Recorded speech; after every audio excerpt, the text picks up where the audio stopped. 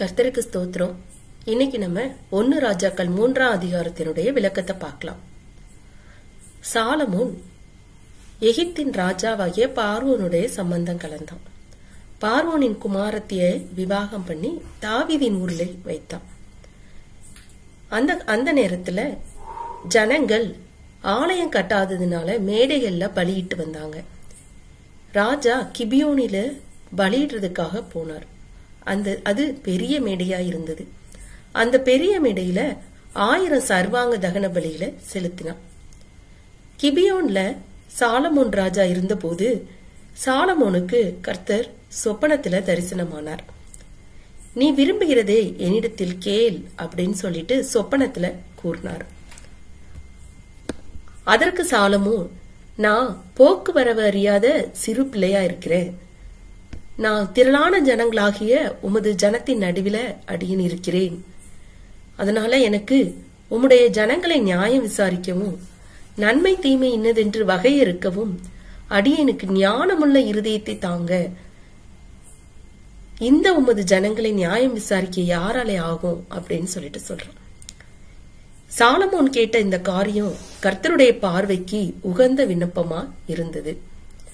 அவன் எதை கேட்கல அப்படின்னா, நீடித்த நாட்களை கேட்கல, ஐஸ்வர்யத்தை கேட்கல, அவனுடைய சத்துருக்களினுடைய பிராணனை கேளாமல் இந்த காரியத்தை கேட்டதுனால கர்த்தர் அவனுக்கு என்னெல்லாம் கொடுத்தார் அப்படின்னா, ஞானமும் உணர்வும் உள்ள இருதயத்தை நான் உனக்கு தரேன் அப்படின்னு சொல்றாரு. இந்த ஞானமும் உணர்வும் உள்ள இருதயத்தை கொடுக்கும் போது அவர் இதுல உனக்கு சரியானவன் உனக்கு முன்ன இருந்ததும் இல்லை, உனக்கு பின்ன இதுக்கு சரியானவன் எழும்புவதும் இல்லை அப்படின்னு சொல்லுகிறார். இரண்டாவதாக எதை கொடுக்கிறார் அப்படின்னு பார்த்தோம்னா, சாலமோன் கேட்காத ஐஸ்வர்யத்தையும் மகிமையையும் கொடுக்கிறார். அந்த ஐஸ்வர்யத்தையும் மகிமையும் கொடுக்கும் போது அதுல இருக்கிற ஒரு அட்வான்டேஜ் என்ன அப்படின்னா, உன் நாட்களில் இருக்கிற ராஜாக்களில் ஒருவனும் உனக்கு சரியானவன் இருப்பதில்லை. அதே மாதிரி தாவீதை போல நீ எல்லா காரியத்திலையும் நீ உண்மையாய் நடந்தா உன் நாட்களையும் நீடித்திருக்க பண்ணுவேன் அப்படின்னு சொல்லிட்டு இந்த 3 காரியங்களை அவர் கர்த்தர் சாலமோனுக்கு கொடுக்கிறார். சொப்பனம் தெளிந்து சாலமோன் எந்திக்கிறாரு. சர்வாங்க சமாதான பலிகளை இட்டு தம் ஊழியக்காரர் எல்லாருக்கும் விருந்து செய்கிறார்.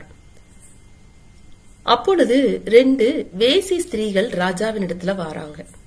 2 பேரும் ஒரே வீட்டுல குடியிருந்து ஆண் பிள்ளைகளை பெற்றவர்கள். ஒரு ஸ்திரீக்கு ஆண் பிள்ளை பிறந்து 3ஆம் நாளிலே மற்றொரு ஸ்திரீக்கு அடுத்து ஆண் பிள்ளை பிறக்கிறது. அவர்கள் ஒரே வீட்டுல குடியிருந்தபடியினால ஒரு ஸ்திரீ தூக்கத்துல புரண்டு படுத்ததுனால பிள்ளை இறந்து போனது. நடு ராத்திரியிலே பிள்ளைய அந்த ஸ்திரீ மாற்றி கிடத்தி விட்டா. காலையில பால் கொடுக்கிறதுக்காக அந்த ஸ்திரீ எழுந்திருக்கும் போது பிள்ளை இறந்திருக்கிறத பாக்குறா. இந்த இதுக்காக ராஜாவின் இடத்துல வந்தபோது ஒரு ஸ்திரீ சொல்றா, உயிரோடு இருக்கிறது என் பிள்ளை, செத்தது உன் பிள்ளை அப்படின்னு. இன்னொரு ஸ்திரீ சொல்றாங்க, செத்தது உன் பிள்ளை, உயிரோடு இருக்கிறது என் பிள்ளைன்னு. அவங்க வாதாடுறாங்க.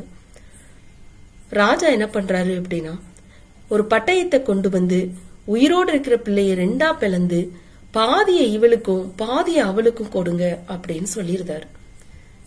உயிரோடு இருக்கிற பிள்ளையின் தாயின் குடலை துடித்ததுனால, என் ஆண்டவனே, உயிரோடு இருக்கிற பிள்ளையை கொல்ல வேண்டாம், அவளுக்கே கொடுத்து விடுங்க அப்படின்னு சொல்லிட்டு சொல்றான். ஆனா மற்ற ஸ்திரீயோ, அது எனக்கும் வேண்டாம் உனக்கும் வேண்டாம், பிளந்து போடுங்க அப்படின்னு சொல்லிட்டு சொல்றான். ராஜா பிள்ளையை கொல்லாம உண்மையான தாயிடம் அந்த பிள்ளையை ஒப்படைக்கிறார். ராஜாவினுடைய இந்த நியாயத்தை இஸ்ரவேலர் எல்லாரும் கேள்விப்பட்டு தேவன் அருளின ஞானம் ராஜாவுக்கு உண்டென்று கண்டு ராஜாவுக்கு பயந்து நடந்தார்கள். இதுதான் 1 ராஜாக்கள் 3ஆம் அதிகாரத்துல கொடுக்கப்பட்டுள்ளது. இனிமே நம்ம கேள்வி பதிலுக்காக